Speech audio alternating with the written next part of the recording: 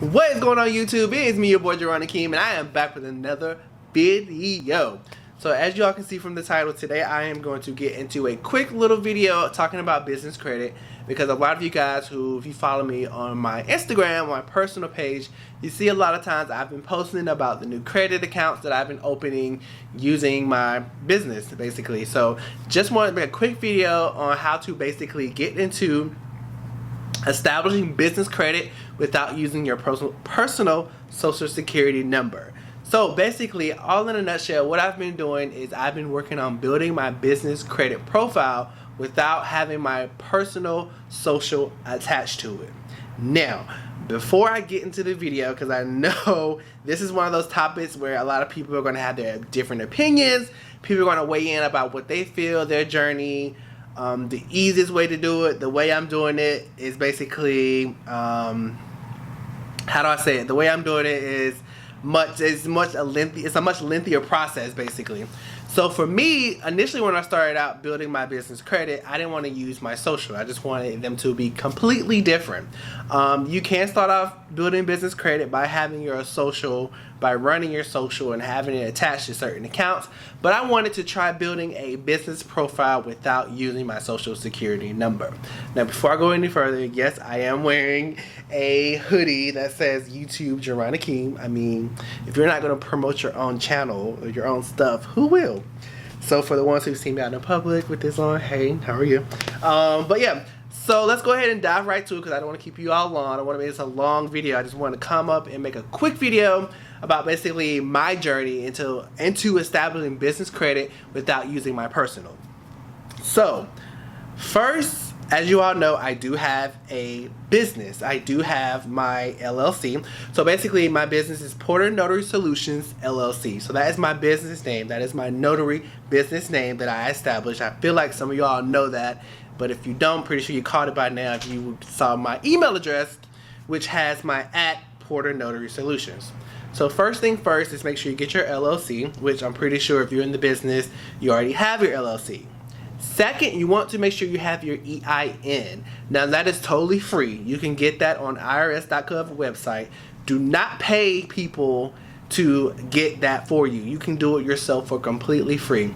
I know when I initially started my business, I want to say it was InkFile, and I want to say InkFile was trying to charge me like an extra $75 to $100. Don't quote me on that. I know it's in the ballpark for them to basically get my EIN. No, basically go to the website, you put in information, boom, boom, bam. Like me, I think it spit it out within like 2 to 3 minutes. Once I was done, it went ahead and generated me an EIN number, which I've been using. Third, you want to get your DUNS number. So your DUNS number is basically equivalent to your personal social security number. So that is also completely free. Do not go on their website and they will try to make you pay to get it. I know there are packages or something you can get, like $150, $200 a month, that you can pay and they say they can help you boost your, no. Free. Your DUNS number is free. So, LLC, EIN, DUNS number. Now, the other 3 things are not optional, but it's also good to have, because when you have all these, it does make you look like a legit business. So for me, I have a business phone number, which is a 1-800 number, which I got off GoDaddy.com. So basically, everything that I'm going over, I will put in links below. So GoDaddy.com is where I got my business phone number, which is a 1-800 number. Second is my email address. So I do have a business email address, which is my Jerron Porter @PorterNotarySolutions.com. Now, I've been getting a lot of kickback about this, because when I'm on Clubhouse and I'm listening in the rooms and stuff, they say you don't need to have your business domain, but to me it looks more professional. Just me, my personal opinion.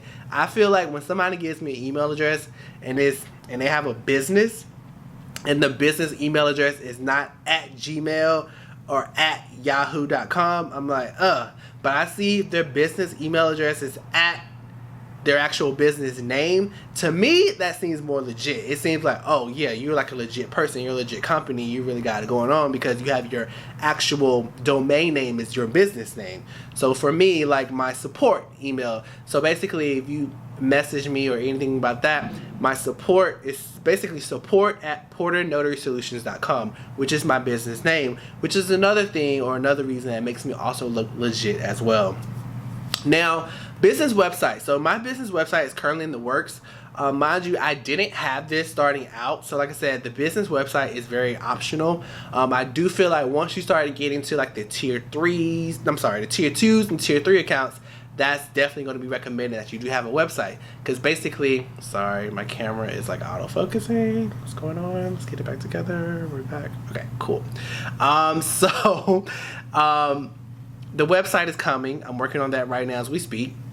Like I said, that's something that is not required, but it's optional in the beginning when you're going through your tier 1 stages.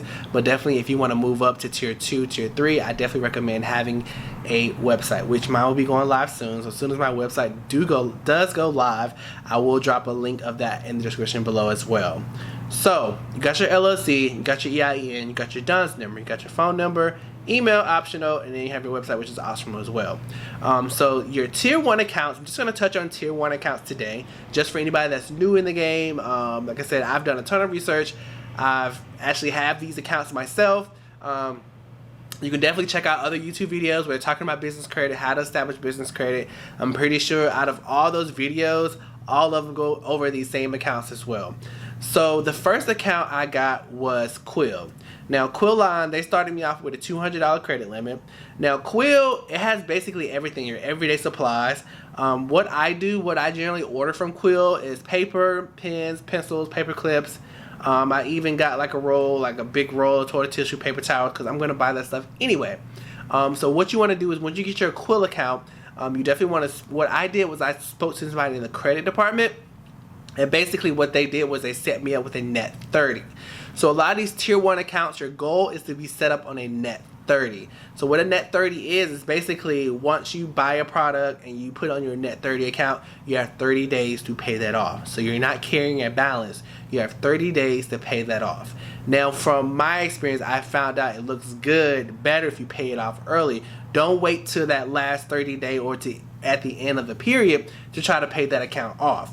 For me, I paid it off within like 15 days after my invoice generated. 15 days later, I go ahead and pay it off. So that way they can go ahead and start reporting your payment history to the credit business bureaus. So Quill is one, Uline is another. So you have Quill, Uline, Granger, and Summer Office supplies. So what I'll do is I'll definitely link all of those accounts below. Basically those are like the tier 1 accounts that you want to start off with when you're trying to get your business credit established. Like I said, your goal is to be set up on a net 30 account. Once you're set up on a net 30 account, for me with Quill and Uline, I bought at least $100 worth of products. Stuff I was going to use anyway, stuff I needed for my business. So you definitely want to pay those off within 15 days. And then once you pay those off a couple times, you will generate a Paydex score and also generate your business additional business credit scores as well. So you have your Paydex score. So your Paydex score, the goal is 80 plus. 80 plus is the goal. Then you have Experian Business, then you have Equifax. But Paydex is the main score that we want to generate because a lot of companies, when you start getting into the tier 3, tier 2s and tier 3, I don't know why I keep skipping tier 2. When you get into the tier 2s and tier 3s, they look at your Paydex score. So here lately, I've just been leveling with my tier 1 accounts, just still playing with that, trying to grow it. I did apply for a Fly-In J gas card, which I was shocked that I got approved. They approved me for $800. I buy gas anyway. So with that, basically, I'll get gas, fill it up, and then 5 days I'll go back and I'll pay it back off once I get that invoice to also help me still establish that payment history. Now before I go any further, please don't forget to like, share, subscribe to my channel. Basically like this video. In this video, like I said, I'm just going over business credit, just touching on my journey on how I built up my business credit profile. So yeah. So once again, just to recap, we have Quill, Uline, Granger, Summer Office, and Flying J. Those are the accounts that I use first starting out when trying to establish business credit. The reason why I'm trying to establish business credit, because I'm always transparent with you guys. I like to give you my goals, what I'm trying to accomplish in the end is. A friend of mine who is in the real estate game, who basically buys properties, flips them, yada yada yada. There's a thing where they say you're basically using other people's money. So for instance, once you start establishing business credit, you can go and start applying for these tier 2 and tier 3 business accounts. And then you can apply for these Amex business cards where they're giving you huge credit limits, which when I say huge, I don't know why I say that, but because when I saw his, I was like, wow. And American Express gave you this, and then basically you can take that money, invest it, flip it, because those cards don't report on your personal credit. They only report on your personal credit if you default.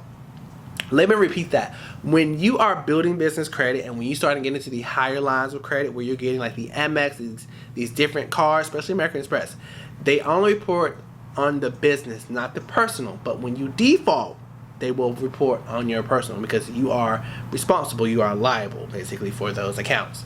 So yeah, that's about it. I just wanted to touch on basically a tier 1 level because I know a lot of people have been asking me, a lot of people have been interested on how to establish business credit, because like I said, when I post every time I get a new TRADELINE or a new business account that's attached to my business credit, I definitely like to share that and share my journey with y'all because, like I said, I didn't know that business credit even existed until I got into this industry. So now that I do know it exists, I just want to share. Like I said, I'm always sharing with you guys. So I hope you guys found this